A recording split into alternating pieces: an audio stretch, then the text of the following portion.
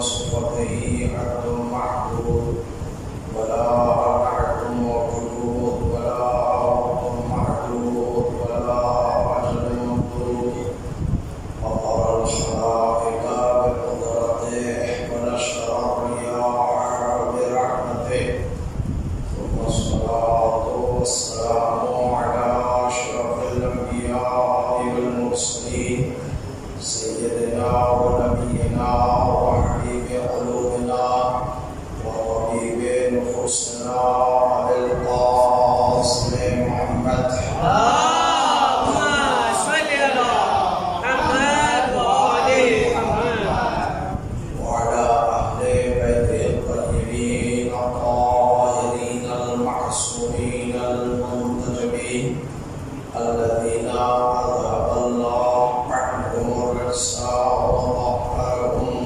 تطهيرا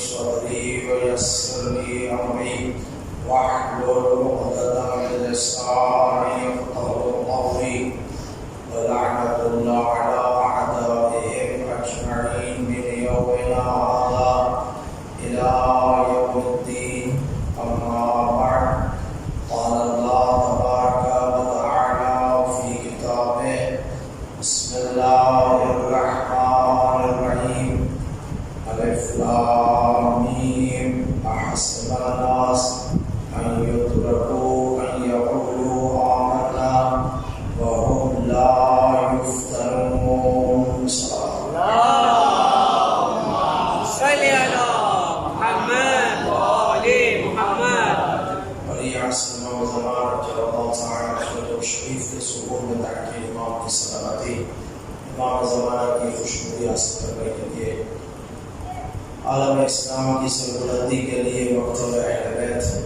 علیہ السلام سے تعلق رکھنے والے مومنین مومنات کی عزت و کامیابی و بلندی کے لیے اپنی اپنی دعاؤں کی قبولیت کے لیے مل کر صلوات پڑھیں محمد اللهم صل على محمد وآل محمد عزیزان محترم قربان و قبالیان اہل بیت اطہار علیہ السلام آپ کی خدمت میں مسلسل گفتگو ہو رہی ہے اور عنوان ہے قرآن میں امتحانات الہی۔ کل میں نے آپ کی خدمت میں عرض کیا کہ قرآن سورہ العنکبوت کی اس آیت میں ارشاد فرماتا ہے احسب الناس، آیا تم یہ گمان کرتے ہو کہ تمہیں چھوڑ دیا جائے گا فقط اس بنیاد پر کہ تم دعویٰ کرو ادعا کرو کہ ہم ایمان لے آئے وَهُمْ لَا يُفْتَنُونَ، اور کیا اس بات پر ہم تمہارا امتحان نہیں لیں گے، تمہیں آزمائش میں نہیں لائیں گے۔ وَلَقَدْ فَتَنَّا الَّذِينَ مِن قَبْلِهِمْ، یہ امتحان فقط امت مصطفیٰ سے نہیں ہے، ہم اس سے پہلے بھی جتنی امتیں گزری ہیں ان سب سے ہم نے امتحان لیا ہے۔ کچھ لوگ اقلیت میں کامیاب ہو کر گزرتے تھے، اکثریت ہمیشہ وہاں پر بھی امتحانات میں ناکام ہوئی ہے۔ ایسے خالص لوگ کم ہی ہوتے ہیں، خالص لوگ کم ہوتے ہیں۔ پھر خدا نے یہ بھی بتایا کیوں فَلَيَعْلَمَنَّ اللَّهُ الَّذِينَ آمَنُوا وَلَيَعْلَمَنَّ الْكَاذِبِينَ، کہ کون صدق، فَلَيَعْلَمَنَّ اللَّهُ الَّذِينَ صَدَقُوا وَلَيَعْلَمَنَّ اللَّهُ الْكَاذِبِينَ، یہ کون سچا ہے کون جھوٹا ہے، اس چیز کو پروردگار عالم نے امتحان کے ذریعے سے سامنے رکھا۔ کل مثالیں دی آپ کی خدمت میں کہ کیوں پروردگار عالم ہمارا امتحان لینا چاہتا ہے جبکہ وہ تمام چیزوں کو جانتا ہے۔ ان مثالوں کو دوبارہ دہرانے کی کوئی ضرورت نہیں ہے۔ ایک سوال پڑھنے محمد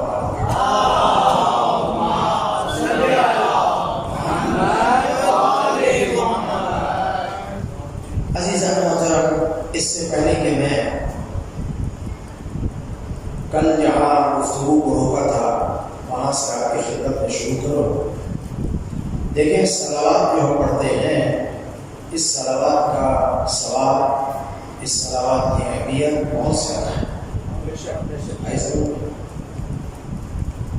آیت اللہ عثمہ بہجت رحمۃ اللہ علیہ سے سوال کیا گیا کہ آپ کیا کریں، دنیا کی مشکلات میں انسان گرفتار ہو، پرابلم ہو زندگی میں، تو کیا کیا جائے؟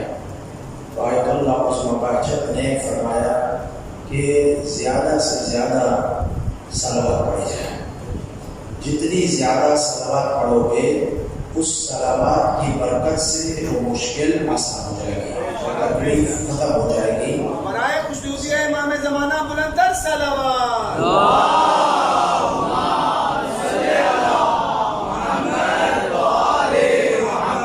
تو یہ صلوات آیت شریفہ آپ نے پڑھی ہے، ان اللہ وملائکتہ یصلون علی النبی یا ایھا الذین آمنوا صلوا علیہ وسلموا تسلیما۔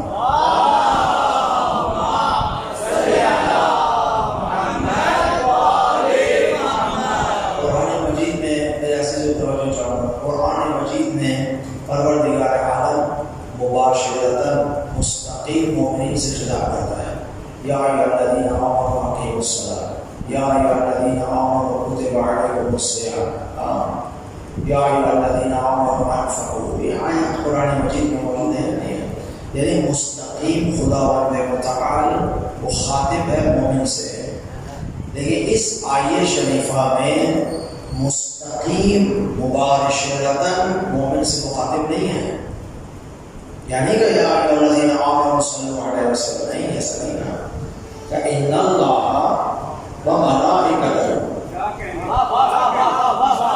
اللہ اور اس کے ملائکہ درود و صلوات بھیجتے ہیں محمد اور اہل بیت علیہ السلام پر، ایسے ہے نا؟ جب میں اللہ اور ملائکہ صلوات بھیجتے ہیں تو اب چونکہ ہم نے یہ عمل انجام دے دیا تو یا ایھا الذین آمنوا، اے صاحبان ایمان تم بھی صلو علیہ، صلوات بھیجو نبی پر، نبی کی آل پر، ٹھیک ہے نا؟ وسلموا تسلیما، اور ان کے سامنے تسلیم ہو جاؤ۔ اس آیت میں فقط صلوات کا تذکرہ نہیں ہے، اس آیت میں دو چیزیں ہیں، توجہ چاہو، ایک ہے صلو علیہ، ایک ہے وسلموا تسلیما، دونوں الگ ہیں۔ صلو علیہ یعنی صلوات بھیجو، وسلموا تسلیما یعنی ان کے سامنے کیا ہو جاؤ، تسلیم ہو جاؤ۔ ایسا مطلب اسی لیے معصوم فرماتے ہیں صلوات دو طرح کی ہیں، ایک صلوات ظاہری ہے اور ایک صلوات باطنی ہے۔ صلوات ظاہر ہے جو ہم یہ پڑھتے ہیں اللہم صلی علی محمد و آل محمد، یہ صلوات ظاہری ہے، اس کا ثواب بھی بہت زیادہ ہے، یہ بھی بابرکت ہے، ٹھیک ہے نا؟ یہ بہت بلند ہے۔ ایک وہ یہ صلوات ہے جو ہم پڑھتے ہیں صلو علیہ یعنی صلوات، اور فرمایا صلوات باطنی، توجہ چاہوں گا، صلوات باطنی یعنی وسلموا تسلیما یعنی علی کی ولایت کا اقرار، اہل بیت علیہ السلام کی ولایت کا اقرار کرو، ان کے سامنے تسلیم ہو جاؤ۔ تسلیم ہونا فقط یہ نہیں ہے کہ اپنی گردن جھکا لو، نہیں، بلکہ جو ان کا مقام ہے اسے بھی مانو، جو اللہ نے ان کی منزلت بلند کی اس پر ایمان لے کر آؤ۔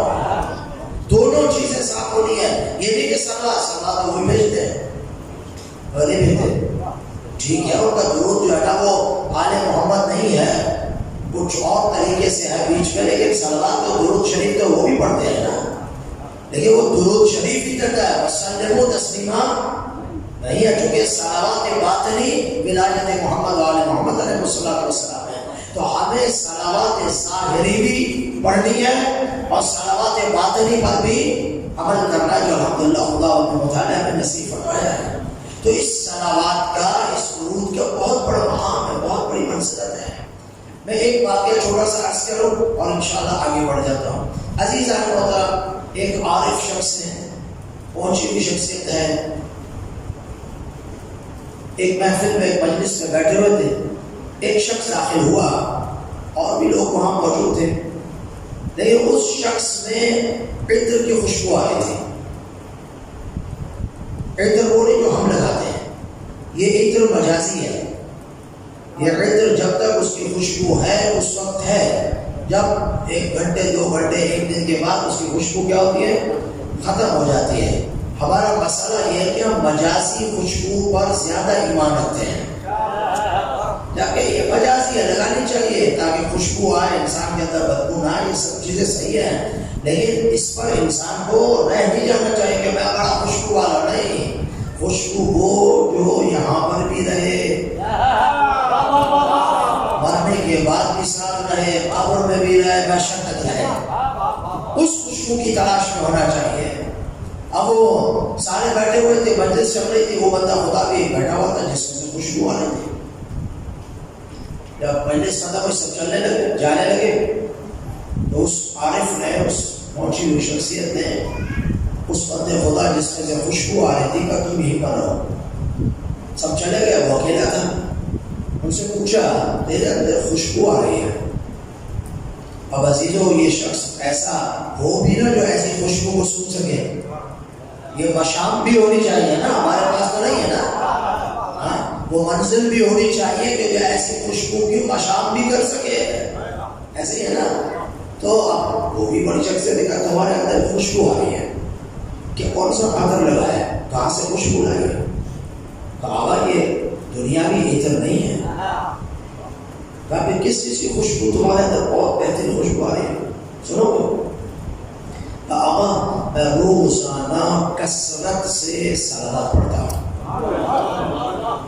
میں روزانہ کثرت سے صلوات پڑھتا ہوں. یہ اس صلوات کی خوشبو ہے جو آپ کے مشام تک پہنچ رہی ہے.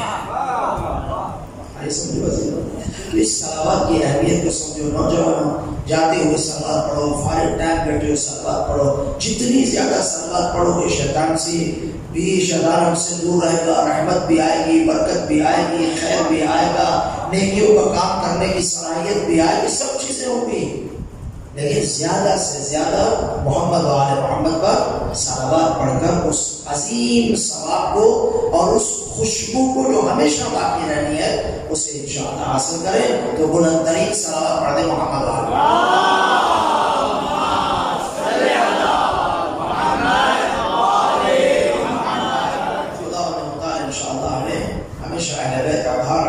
والسلام کے ساتھ متمسک رکھیں. عزیزوں، میں نے کل آپ کی خدمت میں کہا، توجہ چاہوں گا کہ سب سے پہلے ملائکہ کا امتحان ہوا.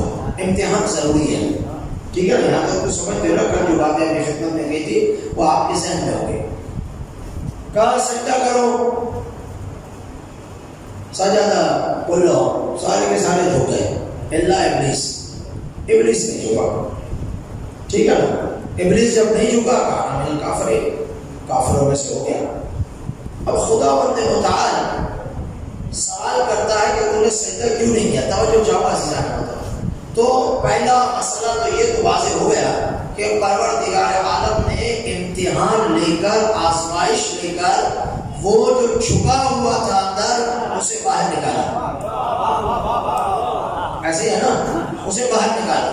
اور میں یہاں آپ کی خدمت میں عرض کر دوں عزیزان محترم، بات آ گئی ہے تو بتاؤں. دیکھیں، میں نے پہلے بھی کہا تھا ہم سب کا احترام کرتے ہیں، لیکن احترام کا مقصد یہ نہیں کہ کسی کو اپنے سر پہ چڑھا دو. ہاں، کسی کو سر پہ مت چڑھاؤ. سر پہ اتنا سوار مت کرو کہ بات کو اتارنا مشکل ہو جائے. ہمارے بھائی ہیں، ہمارے ٹھیک ہیں، ان کے علماء ہیں، تو یہ تو نہ ہوگا اگر کوئی امام حسین علیہ السلام کے بارے میں کوئی ایسا جملہ کہہ دے تو ہم اتنے عاشق ہو جائیں اس کے کہ اس کو سر پہ بٹھا لے. کیا کہنا ہے اس کا، کیا کہنا ہے اس کا، کیا کہنا ہے اس کا. بھائی اس نے کہہ دیا، کون سا احسان کر دیا. یہ حسین کا ذکر تو ان کی تمام کتابوں میں موجود ہے. تو اس نے اپنی کتاب سے کہ مولا کا ذکر کر دیا تو کون سا ہم پر احسان کر دیا. ٹھیک ہے، ہم پھر بھی تعریف کریں گے، لیکن ایسا تو نہیں ہے کہ ہم سر پہ سوار کر لیں. اب میں نام نہیں لیتا، آپ سمجھ گئے ہوں گے. بعض لوگ علماء ہمارے ممبروں پر ان کو سروں پہ چڑھاتے ہیں، 5-5 10-10 منٹ ان کی تعریفوں میں لگا دیتے ہیں. خدا کے بندے، اگر وہ اتنا ہی حق پر آ گیا ہے تو زہرا کے قاتلوں کو چھوڑ کر، علی کے دروازے بھرا کر علی ولی اللہ کا کلمہ بھی نہیں پڑھتا. اتنا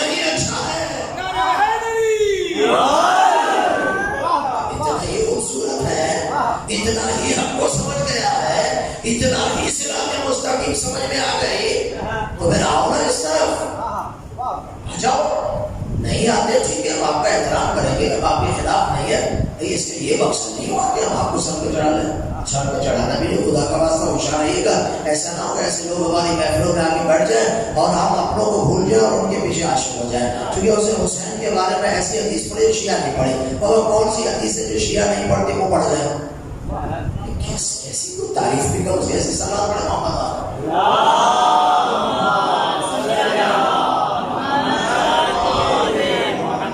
میرا کام ہے آپ کو بتانا. عزیزاً محترم، سجدہ نہیں کیا اس نے، ابلیس ہو گیا کانا میرا کافرین، ٹھیک ہے، نکال دیا. جب باہر نکالا پروردگار عالم پوچھتا ہے قال یا ابلیس، توجہ چاہوں گا عزیزاً محترم اگر مجھے سن رہے ہو. قال یا ابلیس، خدا نے کہا اے ابلیس، ما منعک ان تسجد لما خلقت بیدی، کس چیز نے تمہیں منع کیا، کس چیز نے تمہیں روکا سجدہ کرنے سے، اس سے جس کو میں نے اپنے ہاتھوں سے خلق کیا ہے. اللہ اکبر. توجہ چاہو نا، جسے میں نے اپنے ہاتھوں سے خلق کیا.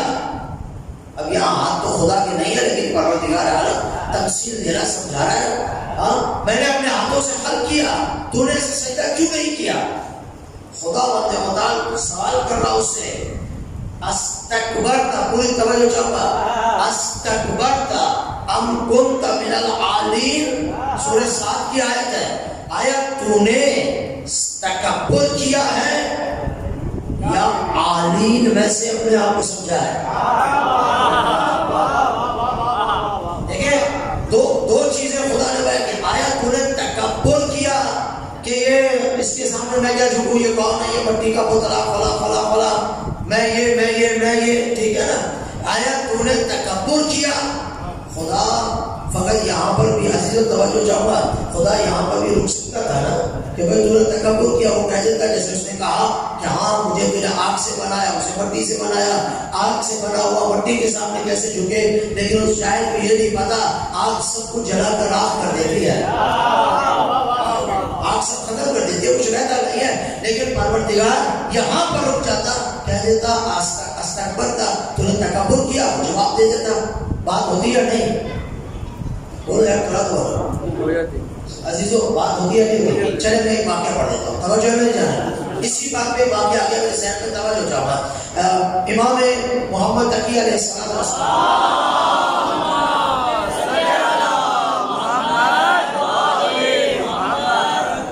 امام رضا کی بیٹی کی عمر 4 یا 5 سال تھی. مامون رشید رحمۃ اللہ علیہ وہاں سے گزرتا ہے، اپنے جاؤ لشکر کے ساتھ گزرتا ہے. امام محمد تقی بچوں کے ساتھ کھڑے تھے، ٹھیک ہے، بچوں اس نے دیکھا بچے آنے گئے. اب مامون نے پوچھا امام محمد تقی سے، وہ نہیں گئے، کہ بچے سب چڑھے گئے تو کیوں نہیں گئے؟ اب یہ معمولی بچہ تھا نہیں.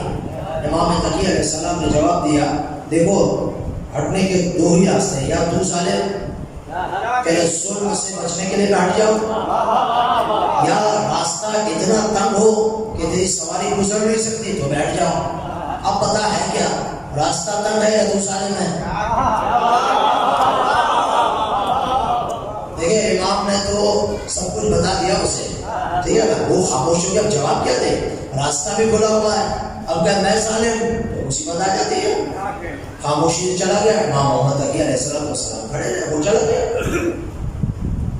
میں جس پہ یہ واقعہ پڑھ رہا ہوں نا وہ یہ ہے کہ اگر شیطان نے استکبر کہا کہ تو نے تکبر کیا ہے تو بات ختم ہو جاتی ہے نا. میں یہاں پر اس پہ واقعہ پڑھ رہا ہوں. وہ چلا گیا اور پھر دوبارہ واپس آیا، پھر دیکھا امام محمد تقی علیہ السلام بچوں کے ساتھ کھڑے، وہ چھوٹا بچہ.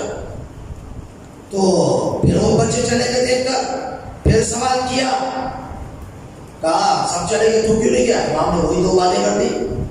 اس نے کہا یہ بچہ تو معمولی نہیں ہے، جو ظالم بادشاہ کو اپنی سواری سے نیچے اترنے پہ مجبور کرے. جو ظالم بادشاہ کو اپنی سواری سے، تکبر کی سواری سے نیچے اترنے پہ مجبور کرے، اسے تقی کہتے ہیں. جواب دیا، اب نیچے اترا، کہا بچے تو معمولی بچہ نہیں ہے، لگتا ہے کسی بڑے خاندان سے ہے، دشمن بھی جانتا ہے ایسے سوالوں کے جواب ایسی باتیں خاندان والے کر سکتے ہیں جن کا حسب بھی بلند ہو، نسب بھی بلند ہو۔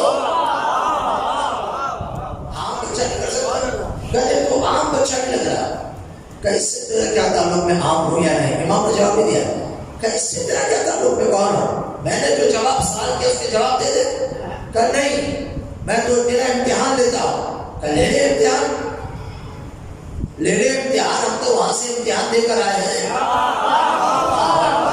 ہم تو وہاں سے امتحان دے کر آئے ہیں، لے لے امتحان، کہ کیا ہے؟ کیا بتا میرے ہاتھ میں کیا ہے؟ میرے ہاتھ میں کیا ہے؟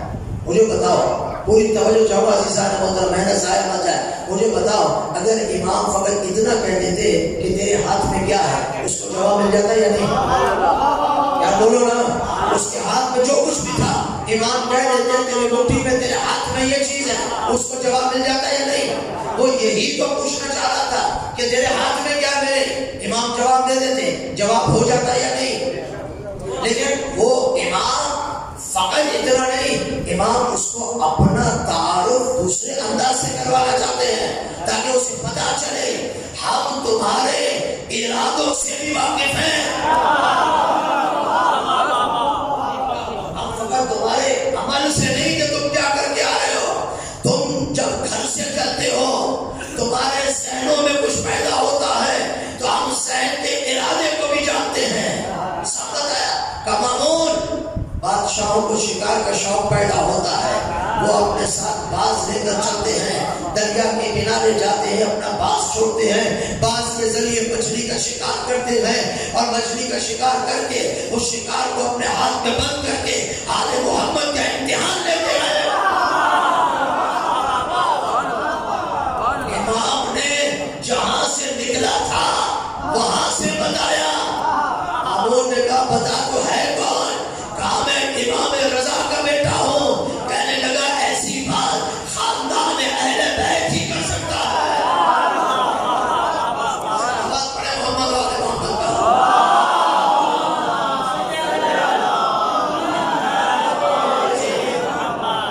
آئے سمجھتے ہیں اماموں کے علم کا امتحان لیا کہ میں آگے بڑھوں گا عزیزان محترم، علوم آل محمد کا امتحان لیا گیا، مامون نے لیا، درباروں میں لیا گیا، لیکن امام کیسے ظاہر علم الہی سے متصل ہے؟ استکبرتا، اگر مولا خدایا تو یہ کہہ دیتا کہ تو نے تکبر کیا، جواب مل جاتا، لیکن کہنا نہیں استکبرتا ام کنت من العالین، خدا بتلانا یہ چاہ رہا ہے کچھ عالین ہیں،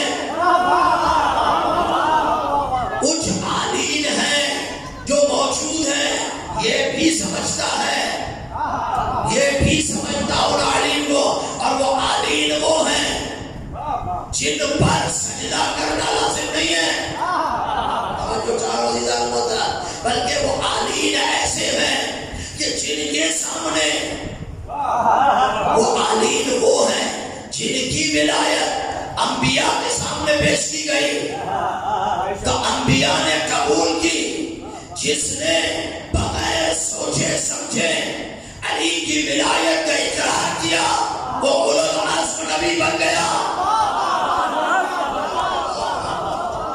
پوچھتے ہو نا اولو العزم نبی کیسے بنا؟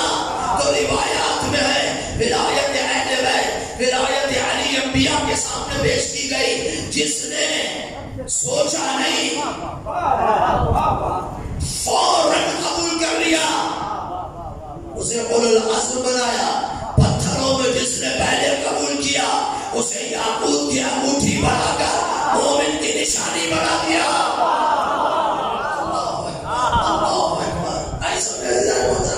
آپ بولتا من العالین، تو اپنے آپ کو عالین میں سمجھتے ہو تو بتایا عالین ہیں، وہ کون ہے؟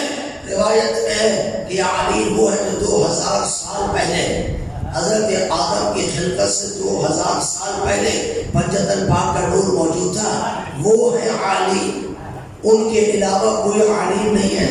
سمجھ میں آئی ذرا محترم؟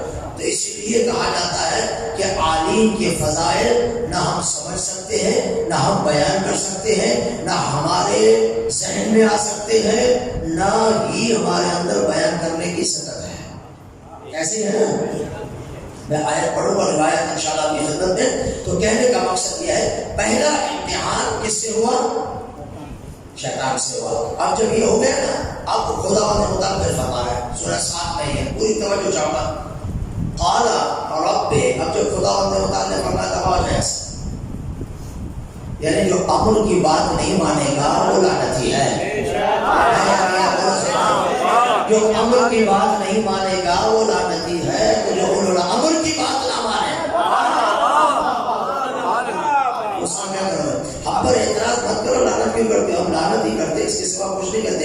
لعنت کی معنی ہے تم سے اللہ کی رحمت دور ہو، بس. یہ کوئی گالی تھوڑی. تو قرآن میں کئی جگہ لکھا ہوا قوم ظالمین پہ لعنت، قوم کاذبین پہ لعنت، ٹھیک ہے، جھوٹوں پہ لعنت، یہ سب چیزیں موجود. لعنت ہے رحمت. تو جو امر کی بات نہ مانے لعنت ہی ہے. الہ یوم الدین، یہ نہیں کہ چند سالوں کے لیے. الہ یوم الدین. تو جو اولل امر کی اطاعت نہ کرے، جو ان کی بات کو نہ مانے، اس کا کیا ہوگا؟ ہاں ہے یا نہیں عزیزو؟ اب بلاخر شیطان کو خدا متعال نے جب نکالا، قالا، تو شیطان کہنے لگا رب انصرنی الی یوم یبعثون، مجھے مہلت دے دے یوم یبعثون تک. توجہ چاہو عزیزان محترم، عجیب مسلمان ہے یار. اس مسلمان کی بھی عظمت کو سلام ہے میرا. ہمارے بھائیوں کو میرا تو سلام ہے. وہ خدا کا واسطے کم از کم قرآن میں تھوڑا سا توجہ تو فرما لو، تو ہمارے مسئلہ کی حقیقتیں خود بخود واضح روشن ہو جائیں گے. اس کی کیا کہہ رہے شیطان؟ کیا کہہ رہے؟ شیطان کہہ رہا خدایا. توجہ چاہو، شیطان ہے نا. یا تو آپ شیطان کی بات سنتے ہیں، مجھے نہیں پتا. آپ تو شیطان کی بات سنتے نہیں ہیں. آج شیطان کے بہکاوے میں کبھی کبھی آ جاتے ہیں، وہ الگ مسئلہ ہے. لیکن شیطان پر ہم ایمان نہیں رکھتے، شیطان کی بات بھی نہیں سنتے. آئی سمجھ میں؟ اس لیے کہ جنگ احد میں جو کل میں نے واقعہ پڑھا تو اس میں یہی کہا تھا پیغمبر علی سے کسی نے کہا یا علی یہ ماتا محمد کی صدا آ رہی تھی، آپ نے نہیں سنی؟ کہا میں شیطان کی آواز سننے کا عادی نہیں ہوں، میں تو فقط رحمان کی آواز سنتا ہوں. ہاں بھائی ہم تو شیطان کی بات نہیں سنتے، لیکن تم تو سنتے ہو گے، مجھے نہیں معلوم. لیکن ذرا دقت کرو، قرآن میں جب خدا نے کہا لعنتی ہے نکل جا، تو شیطان کہہ رہا، شیطان اللہ سے مکالمہ 6000 سال عبادت کی ہے نا، کچھ تو اس کو لینا ہے. اور خدا کہتا ہے میں تجھے کچھ نہیں دیتا، یہ بھی زیادتی ہے. اب کہا کیا؟ کہا پروردگار مجھے قیامت تک اجازت دے دے، قیامت تک کی مہلت دے دے، میں زندہ رہوں. قیامت تک کی مہلت دے دے. توجہ چاہو، قیامت تک کی مہلت دے دے، میں زندہ رہوں. فَبِعِزَّتِكَ لَأُغْوِيَنَّهُمْ أَجْمَعِينَ، میں گمراہ کرتا رہوں گا، تیرے بندوں کو راستے پہ بیٹھ جاؤں گا، صراط مستقیم پہ بیٹھوں گا، صراط مستقیم پہ بیٹھوں گا. کسی اور صراط کا نام نہیں لیا. صراط مستقیم، پتہ ہے صراط مستقیم پر تو گمراہ ہوگی، ورنہ سارے گمراہ ہیں. صراط مستقیم بیٹھوں گا، گمراہ کروں گا. خدا نے مہلت دی یا نہیں دی؟ دی نا. توجہ چاہتا مسلمانوں سے پوچھتا ہوں، مسلمانوں یہ شیطان کب سے ہے؟ آدم کی خلقت سے پہلے. کتنا ہزار سال ہو گئے، وہ بتا سکتا ہے؟ آدم کی خلقت سے لے کر اب تک کتنے سال ہوئے؟ کو پتا ہے؟ میں بتاؤ. نہیں پتا نا، پورا بول گیا چیز نہیں پتا. کہ شیطان ہے کہاں ہے؟ وہ کب سے ہے؟ جب سے حضرت آدم کو اس نے سجدہ نہیں کیا امر الہی کو، تو خدا نے نکال دیا. اس وقت سے خدا نے اس کو مہلت دی، وہ موجود ہے. تو میں کہتا سبحان اللہ، آپ پر سلام ہو. شیطان کی اتنی لمبی عمر پر ایمان ہے، شیطان کی اتنی لمبی عمر پر ایمان ہے، لیکن مہدی آخر الزمان کے 1200 سال پر ایمان نہیں. کیسے ہو سکتا ہے اتنی لمبی عمر ہو جائے؟ وہ بابا خدا نے تو اسی امر کے لیے مہدی صاحب الزمان کے ہر امر کی حقیقت کو بیان کرنے کے لیے قرآن میں ساری چیزیں بیان کر دی. اصحاب کہف کو بھی رکھا ہے. سمجھو اصحاب کہف کب سے زندہ ہے؟ خدا نے کہا مرے نہیں، سو رہے ہیں. انکار کرو اصحاب کہف کا، کرو انکار، کبھی قرآن میں ہے. تو پھر مہدی بھی قرآن میں ہے، لیکن چونکہ وہ بغض کی اینت ہے نا اس میں وہ نظر نہیں آتا، شیطان نظر آتا ہے کہاں شیطان؟ سارا دن لوگ کہتے شیطان نے بنگلہ دیش، شیطان نے ہے کہاں؟ کہتے خبیث نظر نہیں آتا۔ سبحان اللہ، ایک ایسا خبیث ہے جو نظر نہیں آتا، گمراہ کر رہا ہے، مولانا چھپا ہوا سمجھ میں نہیں آتے۔ تو شیطان کی چھپنے پر تو ایمان ہے، اور ہادی کی ہدایت کے چھپنے پر ایمان نہیں ہے۔ کیسے لوگوں تو ذرا اپنی اصلاح تو کرو، دو چار والی باتیں اس میں تو منطق و فلسفہ نہیں ہے نا، اس میں بیٹھ کے تو استدلال کی ضرورت نہیں ہے نا، یہ تو قرآن کہہ رہا ہے۔ لیکن ظاہر ہے میں نے عرض کیا کہ جہاں کی مٹی ہے وہاں کی باتیں ہوں گی، تو کہنے کا مقصد ہے شیطان کو اجازت دی، خدا نے دی یا نہیں دی؟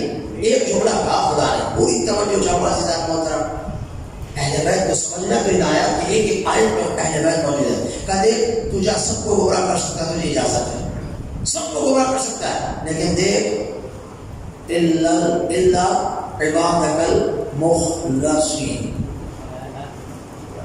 مخلصین لام پر زبر ہے، مخلصین نہیں کہا۔ مخلص آپ بھی ہوں گے، میں بھی ہوگا، ہزارہ لوگوں کے سب ہوں گے۔ مخلص اور مخلص میں فرق ہے۔ مخلص انسان خود ہوتا ہے، مخلص خدا بناتا ہے۔ کیسے سمجھا؟ مخلص ہم خود ہوتے ہیں، اپنے عمل سے، نیت سے، ارادوں سے، کوئی کتنا مخلص ہے، وہ زیادہ تو تھوڑا اس کو پتا، لیکن مخلص وہ بنا کر بھیجتا ہے۔ کہا دیکھ تو مخلصوں کو تو گمراہ کر سکتا ہے، لیکن مخلصین کو گمراہ نہیں کر سکتا۔ جاؤ روایت پڑھو، بخدا مخلص محمد و آل محمد علیہ السلام ہے، اس لیے توجہ چاہوں گا، مخلص محمد و آل محمد علیہ السلام ہے، اسی لیے ہر نبی کے پاس، یار مجھے کہنے دو، ہر نبی کے پاس کسی نہ کسی طرح شیطان گیا ضرور، لیکن محمد و آل محمد کے پاس آنے کی بھی جرات نہیں کرتا، چونکہ یہ مخلص ہے۔ صلوات پڑھے محمد و آل محمد۔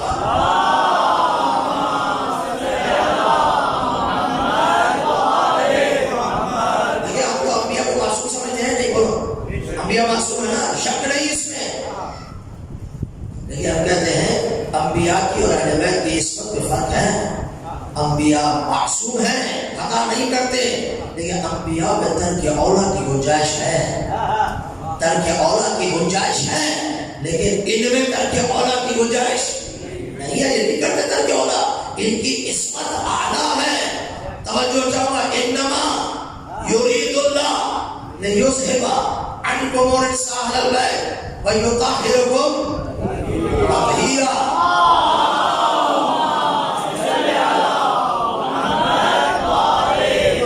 اللہ کا صرف یہی ارادہ ہے، دیکھو میں سمجھاتا ہوں، خدا کرے انما کلمہ حسر ہے، اللہ کا صرف یہی ارادہ ہے کہ اے اہل بیت آپ سے رزق کو دور رکھے اور اس طرح پاک رکھے جیسا پاک رکھنے کا حق ہے۔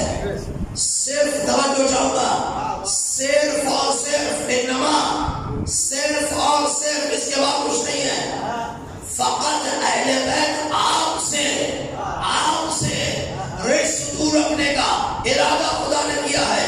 مفسرین اور بزرگان دین فرماتے ہیں، جو آیات کی فہم رکھتے ہیں، فرماتے ہیں کہ طہارت اصلی جو خدا بند متعال کی طرف سے ملی، وہ صرف اور صرف اہل بیت یعنی 14 معصوم کو، اور باقی جو بھی معصوم ہے، اور انبیاء بھی معصوم ہے یا نہیں، باقی جو بھی معصوم ہے ان کی طہارت یہاں سے جاتی ہے۔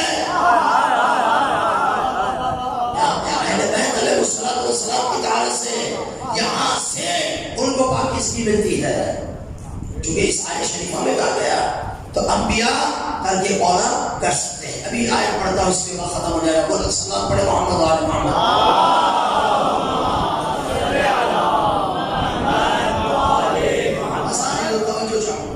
ایک آیت سنیے، یہ حضرات ملائکہ کا امتحان تھا۔ آئیے سب سے پہلے کس نبی کا امتحان ہوا؟ حضرت آدم. ٹھیک ہے واقعہ سنیں لیکن میں جلدی سے گزر کر آپ کو ایک منزل پہ لانا چاہتا ہوں اور جو آیات میں بعض نکات ہیں میں آپ کی خدمت درس کرنا چاہتا ہوں. حضرت آدم کا امتحان ہوا نا. حضرت آدم کو خدا متعال نے کیا کہا؟ سورہ بقرہ کی آیت نمبر 35 پروردگار عالم نے کیا کہا؟ وَقُلْنَا يَا آدَمُ اسْكُنْ أَنْتَ وَزَوْجُكَ الْجَنَّةَ. تم اور تمہاری زوجہ بیوی حوا یہ چلے جاؤ جنت میں اسکان کرو, جنت میں آرام سے رہو. وَكُلَا مِنْهُمَا رَغَدًا حَيْثُ شِئْتُمَا. جو چاہو جنت سے کھاؤ پیو مزے کرو, جیسا زندگی کرنا جو چاہو مزے. اس سے بہتر کیا ہو سکتا تھا؟ جاؤ جنت میں رہو اور جو کھانا کھاؤ پیو جیسے زندگی کرنا گھومو پھرو سب مزے تمہارے. لیکن اے آدم و حوا وَلَا تَقْرَبَا هَٰذِهِ الشَّجَرَةَ. بس اس درخت کے نزدیک جانا تَكُونَا مِنَ الظَّالِمِينَ. اگر اس کے نزدیک گئے تو ظالمین میں سے ہو جاؤ گا. ایسے ہے نا میرے بھائی کتنے درخت ہیں جنت میں؟ بہت سارے ہوں گے نا. مجھے کیا پتا, میرے آپ تو گئے نہیں ابھی, جائیں گے انشاءاللہ کیونکہ مالکان جنت ہمارے ہیں نا. تو جنت کے مالک اہل بیت ہیں نا. اور کون ہے مجھے بتاؤ تو صحیح نا, یا ہے تو مجھے بتا دو. اب جنت کی دیوار بن جانا, چھت بن جانا, آسمان بن جانا, یہ تم کتنا بھی بناؤ لیکن اس جنت میں نہ چھت ہے نہ دیوار ہے نہ کچھ ہے. وہاں فقط علی علی علی ابھی علی کی بات میدان میں بولا, زبان کے ساتھ دل بولا, علی مولا علی مولا. کبھی بولی فلک بولا, علی مولا علی مولا.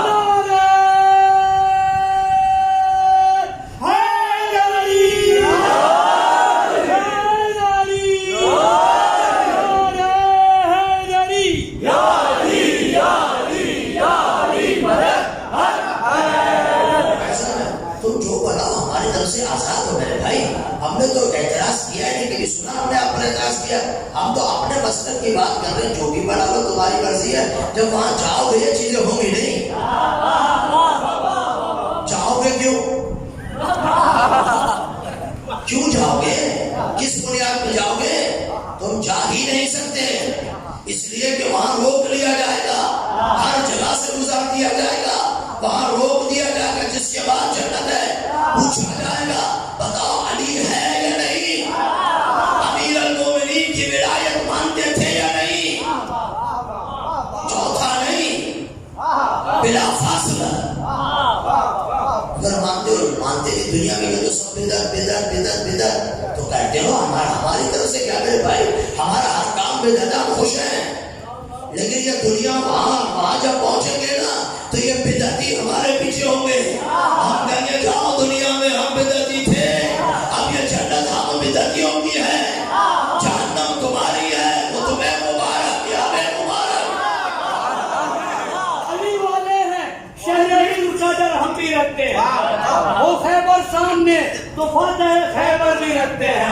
محمد و علی شبیر و شبر فاطمہ زہرا ارے ہم پنجتن جیسی صبح رکھتے ہیں.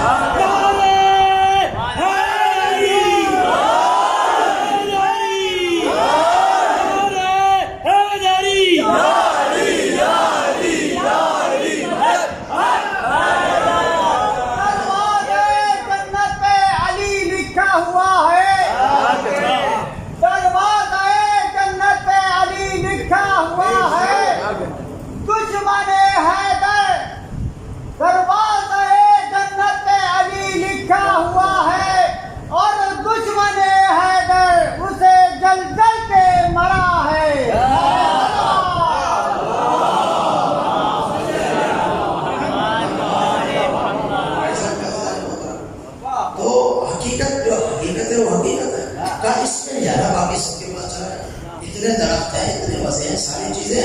اب ظاہر ہے منع کر دیا ہے, ٹھیک ہے, اس کو گناہ نہیں کہتے. یہ وہ گناہ نہیں جو عصمت کے خلاف. ہاں یہ ویسی ہے کہ مثلا آپ بازار میں, سمجھا رہا ہوں آپ کو, یہ ایسی ہے جیسے آپ بازار میں جائیں اور کوئی سینڈوچ ہاتھ میں لے لیں یا برگر ہاتھ میں لے لیں, جو بھی آپ راستے میں کھاتے ہوئے چلے جائیں, آپ کو کوئی کچھ کہے گا؟ بولے کچھ نہیں کرنا ہوتا, جا رہا کھاتے ہوئے. لیکن میں اس امام اربا اور کبا کے ساتھ اور راستے میں آپ کو کھاتا ہوا نظر آؤ تو آپ کو اچھا لگے گا برا لگے گا؟ کہنا اصل میں مولانا کیا ہو گیا خیر تو ہے، ایسے ہی ہے نا، بس اس کو ترک اولاد ہے، میں نے تو گناہ کیا، کھانا کو گناہ ہے، حلال کھا رہا ہوں نا، لیکن چونکہ میری شان کے خلاف ہے، میری شان اور روحانیت کے خلاف ہے یہ کام کرنا، اسے ترک اولاد کہتے ہیں۔ آپ کرنے مسئلہ نہیں ہے، میں لباس میں کروں تو مسئلہ ہے۔ بس عزیزان محترم یہی ترک اولاد کی معنی یہ ہے، کہاں قبر اس کے نزدیک مت جانا، بس نہیں جانا۔ وہ آ گیا، اس نے آگے وسوسہ کیا کہ دیکھو سب جگہ جاؤ لیکن دیکھو کسی جگہ منع نہیں کیا، اس پہ منع کیا، یقیناً یہاں کوئی چیز ہے، یہاں کچھ ہے اس لیے منع کیا، چلے جاؤ کچھ نہیں ہوتا، اب چلے جاؤ بس کچھ نہیں ہوتا۔ اب حضرت آدم اور حضرت حوا کے دل میں وسوسہ آیا، قرآن کی آیتیں بھی نہیں پڑھا اور ختم ہو گیا، سورہ بقرہ میں پڑھ لیجیے گا، وسوسہ آیا، حضرت آدم اور حوا دونوں درخت کے نزدیک چلے گئے، ایسے نا۔ اب میرا جی چاہتا ہے یہ کہوں کہ حضرت آدم تشریف لے گئے تو زوجہ نے بھی جانا تھا، ٹھیک ہے نا، اصل تو حضرت آدم ہے نا، نبی تو ان کو کرنا ہے۔ اب وہ گئے درخت کے نزدیک، جیسے ہی درخت کے نزدیک پہنچے، منع کیا تھا نا درخت کے نزدیک مت جانا۔ اب یہ اگر میرے پاس موقع ہوا تو آپ کی خدمت میں عرض کروں گا، یہ درخت تھا کون سا؟ یہ درخت تھا کون سا جس کے نزدیک جانے کے لیے منع کیا؟ کیوں منع کیا؟ ہاں ابھی وقت نہیں ہے، عزیزان لوگ چلے گئے، فتکونا من الظالمین، دونوں کیا ہو گئے؟ ظالم نے اپنے پر ظلم کر لیا، کہا تھا مت جاؤ، چلے گئے۔ اب وہ ہوا کیا؟ قرآن پڑھ لیجیے گا، دونوں کے کپڑے جو تن پہ تھا وہ اتر گیا اور کہا دونوں آپ چلے جاؤ، زمین پہ چلے جاؤ۔ اب زمین پہ آ گئے، آ کر بلاخر اپنے آپ کو دیکھا اس حالت میں تو کسی بھی طریقے سے کچھ رکھا اپنے بدن پر۔ اب نیچے جب آئے احساس ہوا کہ غلطی ہو گئی، توجہ چاہوں گا سیدھا ہوتا ہے، یعنی جو امتحان تھا اس میں حضرت ابراہیم آدم اور حضرت حوا کچھ لحظے کے لیے اس امتحان کو دے نہ سکے، ایسے ہے نا، اس جنت کے باغات سے انہیں زمین پہ آنا پڑا یا نہیں؟ اب مجھے اتنا بتا دو بس عزیزان محترم، یہ حضرت آدم کا امتحان تھا۔ زمین پر جب آ گئے، جبل رحمت پہ اترے، کہاں اترے؟ جبل رحمت خدا کو لے جائے، میدان عرفہ میں ہے، جبل رحمت پہ اترے۔ اب دیکھا ادھر ادھر کہ بھائی ہم وہاں سے ادھر آ گئے، اب کیا کیا جائے، کیسے اپنے پروردگار کو راضی کیا جائے، کیسے اپنی غلطی پر معافی مانگی جائے۔ تو ایک مرتبہ انہیں یاد آیا، وَعَلَّمَ الْأَسْمَاءَ آدَمَ، کچھ اسماء کی تعلیم آدم کو دی تھی جو ملائکہ کو نہیں دی تھی، وہ اسماء یاد آئے تو جبل رحمت کے نزدیک دونوں نے ہاتھ کو اٹھا کر کہا یا اللہ انت المحمود بحق محمد، انت العالی بحق علی، انت فاطر السماوات بحق فاطمہ، انت المحسن بحق الحسن، انت عظیم الاحسان بحق الحسین۔ تو مسلمانوں اگر واسطہ بدعت ہے تو آدم کیا کر رہے تھے؟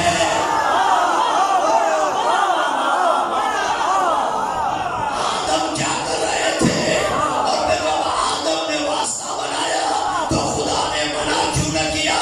یہ بدعت ہے، مجھ سے مانگ، کہا نہیں مجھ سے نہیں، ان سے مانگو گے تو مجھ تک پہنچو گے، جتنے ہی بڑے ہو جاؤ علی کے دروازے پہ جھکنا پڑے گا۔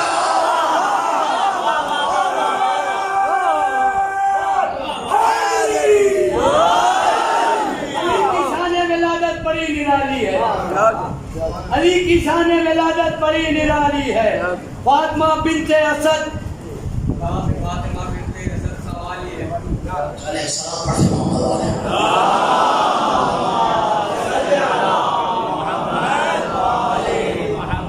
سے بھی آنا پڑے گا، اس کے بغیر کچھ نہیں۔ کل آپ روایت پڑھوں گا آپ کی خدمت میں، ان کے علاوہ ہے ہی نہیں کچھ، یقین مانے کچھ نہیں۔ کل روایت سنیے گا انشاءاللہ، وقت پر آئے تو جلدی سنا دوں گا۔ عزیزان محترم، آدم کی توبہ قبول ہوئی یا نہیں؟ کس کے ذریعے سے؟ ان بجن پاک کے ذریعے سے اللہ تبارک و تعالیٰ نے حضرت آدم کی دعا کو قبول کر لیا. پھر کہا یہ واقعہ ہو گیا پھر کہا اے آدم انی جاعل فی الارض خلیفہ، اب میں تجھے زمین پہ خلیفہ بنا رہا ہوں. جب تک توبہ نہیں کی خلیفہ نہیں بنایا.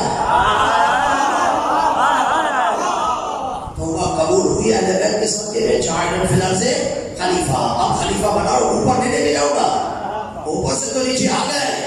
اب رہو گے نیچے، لیکن خلیفہ بنا کر وہاں میں نبوت دے دیتا ہوں. ہدایت کا سلسلہ تم سے شروع کروں گا.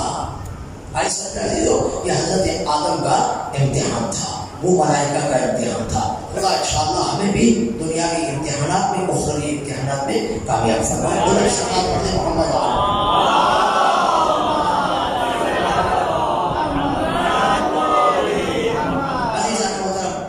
یہی امتحان کربلا میں ہوتے رہے. کربلا میں بڑے بڑے امتحانات ہوئے ہیں. ایک امتحان تھا ایک شخص کا جو حسین علیہ السلام کا جس کا راستہ روکا. کہ حسین کی لگام کو تھام لیا کہ جانے نہیں دوں گا.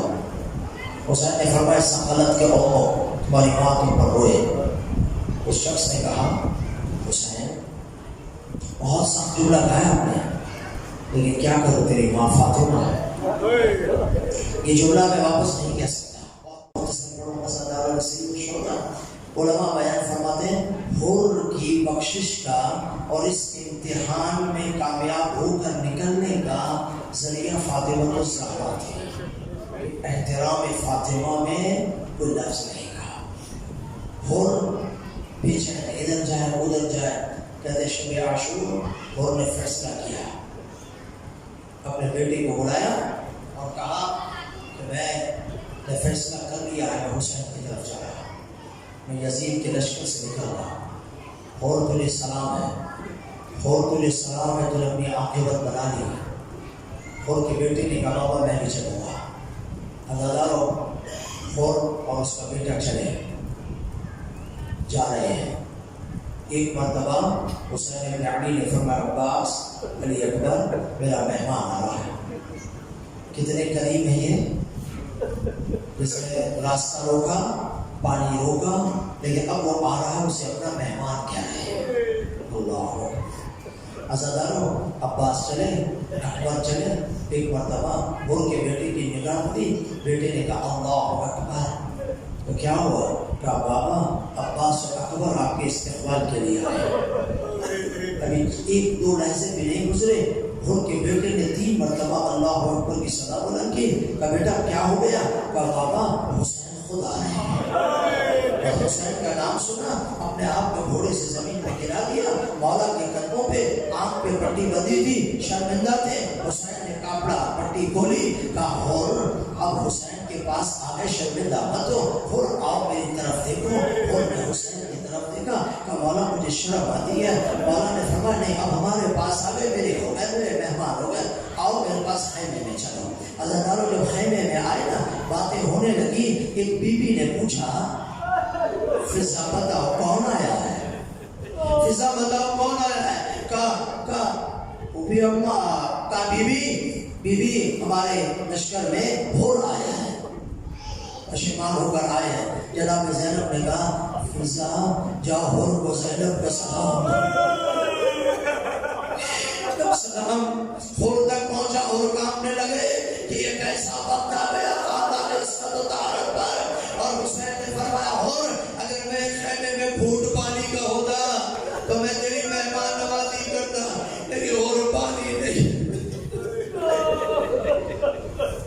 امام زمانہ مجھے معاف کرنا، بس 2 جملے سنو پھر انشاءاللہ میں مسائل پڑھوں گا. ایک مرتبہ لشکر عاشورہ کا دن قافلہ شہادت کا سلسلہ شروع ہوا. حور نے کہا مولا مجھے اجازت دیں، لیکن میرے سے پہلے میرے بیٹے کو جانے دیں. حور کا بیٹا گیا، جنگ کی، کئیوں کو واصل جہنم کیا. ایک مرتبہ حور کے بیٹے کو چاروں طرف سے حملہ کر کے تیر و تلوار مارے. حور کا بیٹا زمین پہ گرا. امام زمانہ مجھے معاف کرنا، حور کا بیٹا زمین پہ گرا. حور اٹھے خیمے سے نکلے، حسین نے بازو پکڑا اور کہا جا رہے ہو؟ کہ میرے بیٹا گر گیا ہے، میں اپنے بیٹے کے بدن پہ جا رہا ہوں۔ حسین نے کہا نہیں ہو، تو باپ ہے، یہ بیٹا ہے، جوان بیٹا ہے، تو باپ ہے، تو برداشت نہیں کر سکے گا، تو یہاں رہ جا، میں جا رہا ہوں۔ حسین گئے، میں کہوں اور چند ہی لحظوں کے بعد ایک کڑیل جوان کا بدن ہوگا اور 60 سال کا بوڑھا باپ حسین موجود ہوگا۔ اجرکم اللہ، اللہ تعالیٰ نے سید الشہداء حسین گئے، بیٹے کو لے کر آئے، ہور نے خدا حافظ کی۔ جب ہور گھوڑے سے زمین پر آئے تو ہور کے بعد حسین پہنچے، یا صاحب الزمان، ہور کے بعد حسین پہنچے، ہور کا سر لیا، حسین نے اپنے زانوں پہ رکھا، ہور نے آنکھ کھول کر حسین کی زیارت کر لی۔